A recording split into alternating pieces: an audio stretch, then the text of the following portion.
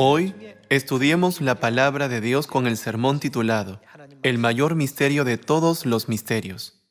En Colosenses capítulo 1 y 2 está escrito: Dios es el mayor misterio de todos los misterios. El más grande misterio de todos los misterios que debemos estudiar hoy en día no es Dios que existe en forma espiritual, que es el concepto general que tiene la mayoría de las personas, sino que el mayor misterio es Dios que viene a esta tierra en cuerpo. Cuando se trata de Dios, muchas personas instintivamente piensan en el Dios Todopoderoso que creó los cielos y la tierra y todo lo que hay en ellos con su palabra, como está escrito en Génesis capítulo 1. Las personas piensan naturalmente en el Dios que mostró su poder a través de las 10 plagas en Egipto, sacó a los israelitas de la tierra del sufrimiento y la transgresión, con su gran poder a través de la Pascua, y dividió el Mar Rojo con su mano poderosa para que pudieran cruzarlo. Todo el mundo piensa en el Dios fuerte y todopoderoso, que hizo que las murallas de Jericó, una gran ciudad, se derrumbaran de inmediato cuando los israelitas terminaron de marchar alrededor de ella 7 veces y gritaron. Esta es la forma en que las personas ven a Dios. Por esta razón, no reconocen a Dios cuando viene a esta tierra en la carne, porque su apariencia es muy diferente a la de sus pensamientos. Por eso está escrito en la Biblia: Dios ha venido a esta tierra como el misterio de todos los misterios. Veamos la enseñanza de Dios en Juan capítulo 1, versículo 1. Está escrito: En el principio era el Verbo, y el Verbo era con Dios, y el Verbo era Dios. Sin embargo, en el versículo 14, ¿en qué se convirtió el Verbo? El Verbo es Dios. Así que dice: y aquel Verbo fue hecho carne, y habitó entre nosotros. Y vimos su gloria, gloria como del unigénito del Padre, lleno de gracia y de verdad. En el principio, Dios creó los cielos y la tierra con su palabra, y separó las aguas que estaban debajo de la expansión de las aguas que estaban sobre ella. Formó la tierra y el mar. También creó toda clase de árboles y criaturas en la tierra, criaturas marinas en el océano y aves en el cielo. La Biblia testifica que el Dios Todopoderoso, que tiene este impresionante poder, se vistió de la carne e hizo su morada entre nosotros. En otras palabras, Dios, que es justo, vino a esta tierra vistiendo la ropa de un pecador para llevarnos al arrepentimiento y salvarnos. Es como si padres inocentes llegaran a una prisión y se pusieran el uniforme de prisionero para encontrar a sus hijos, corregirlos y guiarlos por el camino correcto.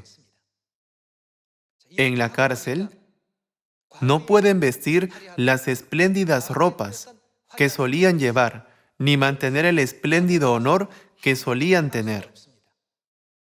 ¿Cómo describe la Biblia esa situación espiritualmente?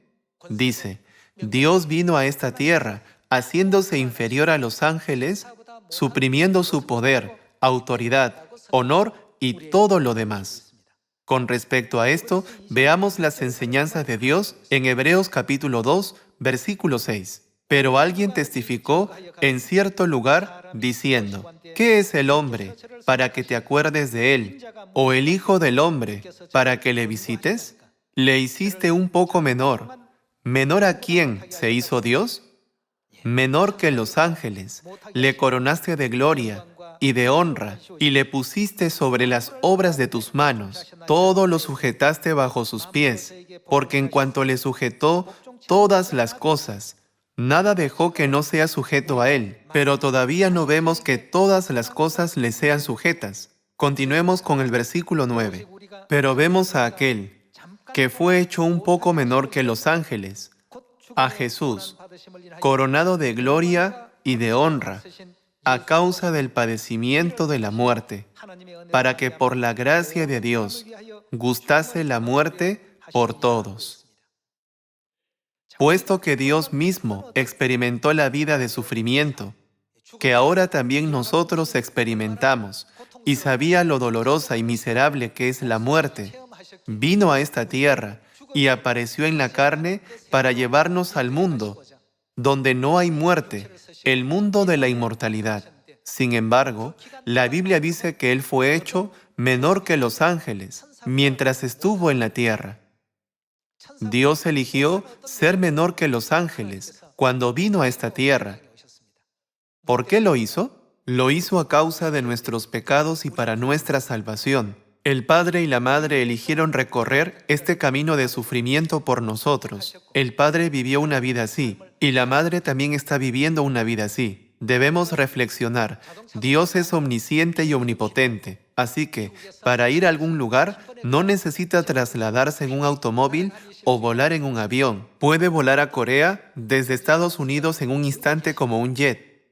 Si este Dios todopoderoso no se hubiera vestido de la carne a causa de nuestras transgresiones, podría haber llenado no solo la tierra, sino también el vasto universo, como está escrito en la Biblia, ¿no es verdad? Sin embargo, Dios mismo experimenta la misma vida de sufrimiento como nosotros.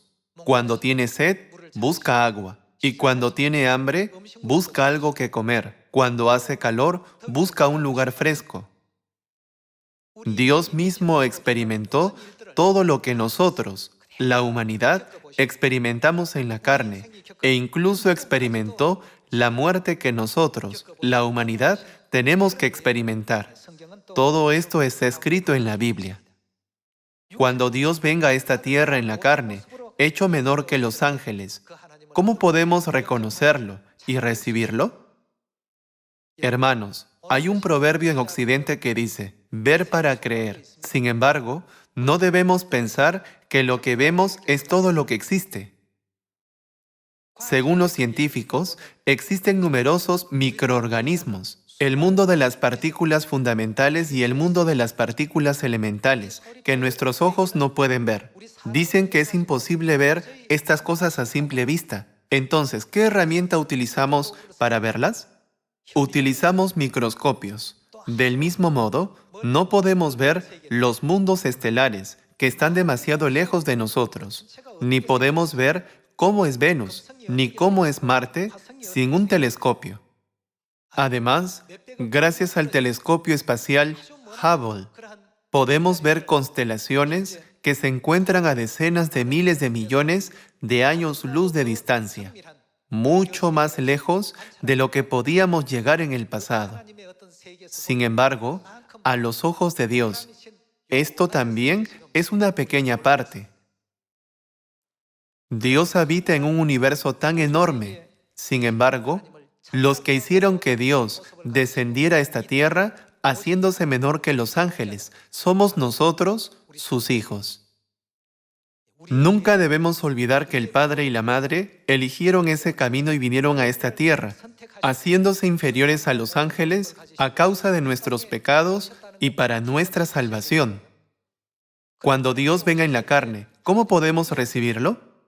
Podríamos pensar que cuando hacemos algo malo, Dios nos juzgará inmediatamente, nos disciplinará, nos penalizará o incluso nos castigará en ese mismo momento. Al contrario de lo que pensamos, cuando Jesús vino a esta tierra en la carne, hace 2000 años, ¿cómo vio a los que lo despreciaron, ridiculizaron, azotaron y crucificaron? Él los vio como el cumplimiento de las profecías diciendo, ¿cómo se cumplirían las profecías de la Biblia que dicen que debe suceder de esta manera? Si no se me tratara así, ¿no se considerarían las profecías de la Biblia como falsas? Cuando Jesús vino a esta tierra, hecho menor que los ángeles, ¿cuántas personas lo recibieron como el verdadero Dios? ¿Lo aceptaron muchas personas? No lo hicieron. Más bien, la mayoría de la gente lo ridiculizó, lo calumnió y lo rechazó constantemente. A pesar de su rechazo, podemos ver la gracia de Dios, que enseñó persistentemente a cada alma, una por una, y despertó con sus palabras a cada alma al entendimiento. Esta gracia de Dios sigue sucediendo incluso en esta época. Por lo tanto, lo que el ojo puede percibir a simple vista no es todo lo que existe. Nuestros ojos no pueden ver el viento, tampoco pueden ver el aire. Entonces, ¿cómo podemos encontrar a Dios Padre y a Dios Madre con esos ojos? ¿Y qué hay de nuestros oídos? Hay algo que se llama audiofrecuencia. Hay frecuencias que son audibles para nuestros oídos y hay frecuencias que son inaudibles para nuestros oídos. Frecuencias por encima de la audiofrecuencia y frecuencias bajas. Estos sonidos existen, sin embargo, nuestros oídos no pueden captarlos. Por lo tanto, no debemos presumir de nosotros mismos pensando que podemos oírlo todo. No todo es visible para nuestros ojos y no todo es audible para nuestros oídos. Una vez les conté esta historia. Cuando fui a Sri Lanka por primera vez, me di cuenta de que había muchas ranas en los campos debido a la gran cantidad de actividades agrícolas que se realizaban allí. Enseguida llovió con fuerza y luego volvió a hacer sol. El tiempo cambiaba muy frecuentemente. Las ranas croaban mucho. Así que le pregunté al miembro local que me guiaba, ¿cómo suenan para usted? Le dije, en Corea, las ranas dicen, gegul gegul. Entonces estalló en carcajadas diciendo, ¿por qué le suenan como gegul gegul? Si suenan como torón torón. Para mis oídos, definitivamente suenan como gegul gegul. No creo que las ranas de Sri Lanka tengan su propio idioma. Puede que lo haya oído mal, pero definitivamente no era el idioma de Sri Lanka. Por lo tanto, cambié mi forma de pensar. Seguí escuchando intentando creer que sonaban como torón torón. Pero no me sonó así. De repente, me consideraron como alguien extraño, que describía el croar de las ranas de forma extraña. Así son nuestros oídos. Nuestros oídos ni siquiera pueden percibir el mismo sonido con precisión. Tendemos a escuchar sonidos como el croar de las ranas basándonos en lo que nos han enseñado desde la época de nuestros antepasados. Por estas razones, no podemos confiar solo en lo que nuestros ojos ven y en lo que nuestros oídos oyen. Entonces, ¿cómo podemos conocer y recibir a Dios Padre y a Dios Madre, que han venido a la tierra en la carne como el misterio de todos los misterios? ¿Qué debemos hacer para reconocerlos? El sonido de los gallos cantando y el de los perros ladrando suenan de forma diferente para el pueblo de África, de América, de Sri Lanka y de Corea. Los sonidos de estos animales se describen de forma diferente. A través de esta experiencia, me di cuenta una vez más de que el camino más sabio e inteligente es seguir las enseñanzas de Dios, que Él ha establecido como el camino correcto, en lugar de dejarnos convencer por lo que solo vemos o escuchamos. Nunca debemos ver la Biblia con nuestra propia opinión. Creo que debemos examinar lo que Dios dice y lo que nos enseña en la Biblia. Veamos Juan capítulo 1, versículo 10. Dios estaba en el mundo, pero nadie sabía que Él estaba en el mundo en la carne. En el mundo estaba, y el mundo, ¿por quién fue hecho el mundo? Y el mundo, por Él fue hecho. El mundo por Él fue hecho, quiere decir que Él lo creó. Aún así las personas no lo reconocieron. Pero el mundo no le conoció. A lo suyo vino, y los suyos no le recibieron. Aunque vino y les hizo saber que era Dios, nadie lo recibió. Esto ocurrió porque a sus ojos no parecía Dios, y tampoco parecía Dios cuando escuchaban sus enseñanzas con sus oídos. Debemos seguir las profecías de la Biblia. Dios aparecerá de la misma forma cuando venga por segunda vez, puesto que la profecía en el mundo estaba, ya nos ha sido dada. No debemos decir, ¿cuándo estuvo en el mundo? Nunca lo vi. En cambio, debemos creer absolutamente en el hecho de que Él estuvo en el mundo y debemos averiguar cómo reconocerlo a través de las profecías, dónde estuvo, cómo era y qué hizo en el mundo. Cuando se trata de encontrar a Dios en la carne, debemos encontrar a Dios no según nuestro propio modo, sino según el camino de la Biblia y su enseñanza. Además, debemos recibir a Dios, que vino con un aspecto conforme a todas las profecías de la Biblia, y seguirlo por donde quiera que Él nos guíe. Entonces, ¿qué perspectiva y enseñanza debemos entregar a los que no saben que Dios está en el mundo? Veamos Apocalipsis capítulo 14. En Apocalipsis capítulo 14, versículo 3, está escrito: Y cantaban un cántico nuevo delante del trono, y delante de los 4 seres vivientes, y de los ancianos. Y nadie podía aprender el cántico, sino aquellos 144,000, que fueron redimidos de entre los de la tierra. Aquellos que fueron redimidos de entre los de la tierra se mencionan en Apocalipsis capítulo 14. En el versículo 4 está escrito: Estos son los que no se contaminaron con mujeres, pues son vírgenes.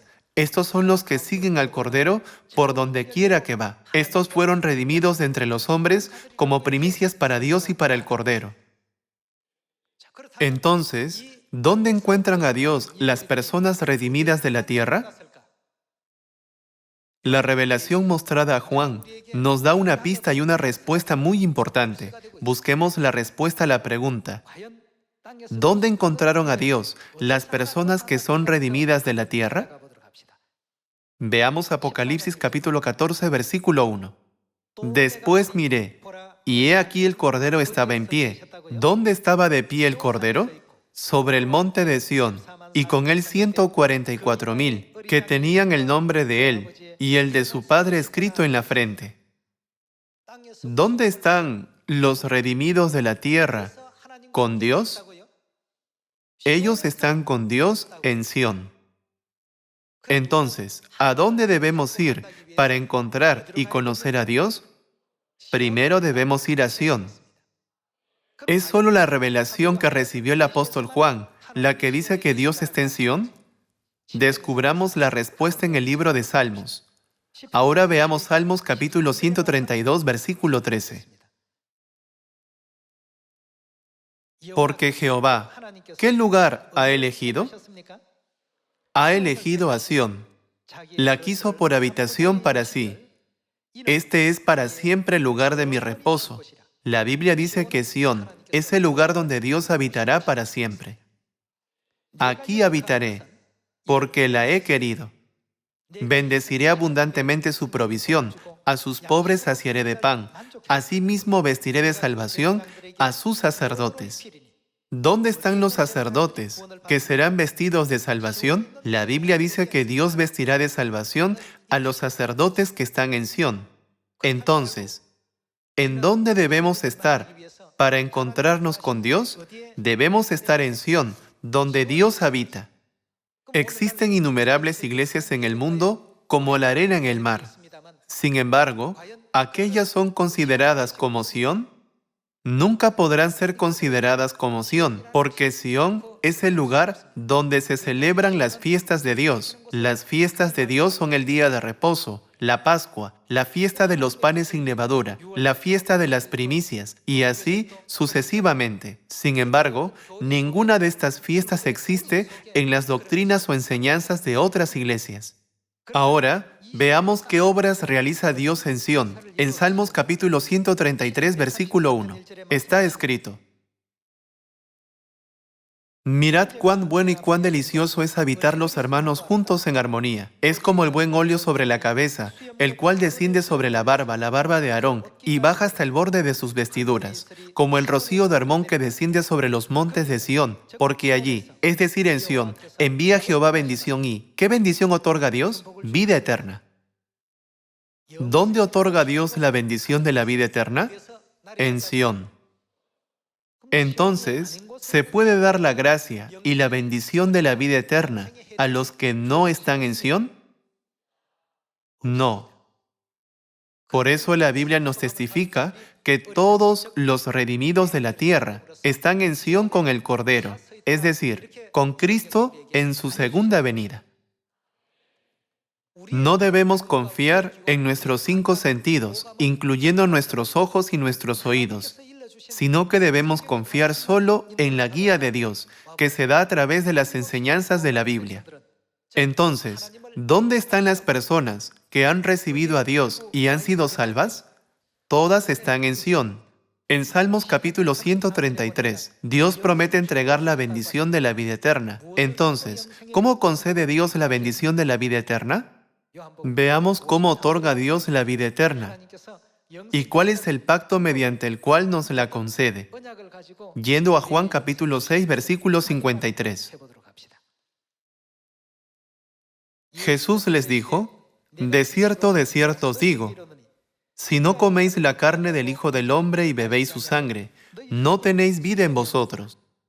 El que come mi carne, la carne de Jesús, y bebe mi sangre, la sangre de Jesús, ¿qué tiene? Tiene vida eterna.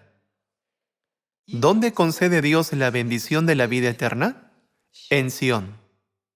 ¿Cómo pueden comer la carne de Jesús y beber su sangre en Sión de acuerdo a su enseñanza? ¿No nos ha enseñado que podemos comer su carne y beber su sangre guardando la Pascua? Confirmemos esto viendo el libro de Mateo, capítulo 26, versículo 17. El primer día de la fiesta de los panes sin levadura, vinieron los discípulos a Jesús diciéndole: ¿dónde quieres que preparemos para que comas la Pascua? Continuemos con el versículo 18.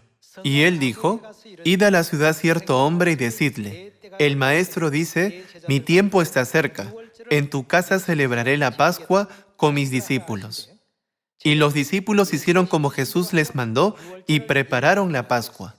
Vayamos al versículo 26 y veamos qué significado puso Jesús en el pan y el vino de la Pascua mientras la celebraba. Y mientras comían, tomó Jesús el pan y bendijo y lo partió, y dio a sus discípulos y dijo: tomad, comed, esto es mi cuerpo.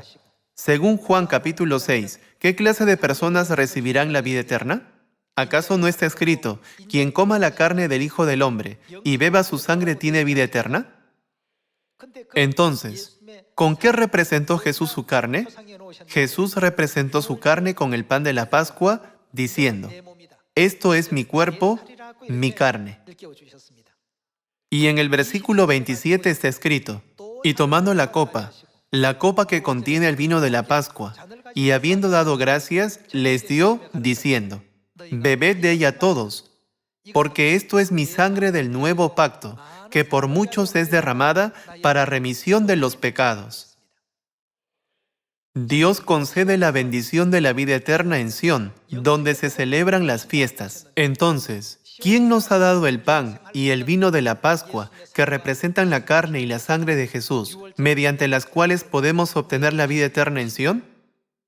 Es el Padre Ansanjón, quien dio testimonio de la verdad de la Pascua del Nuevo Pacto, que había estado oculta durante 1600 años. Nos la reveló y nos permitió celebrarla, ¿verdad? Por lo tanto, Él es Dios.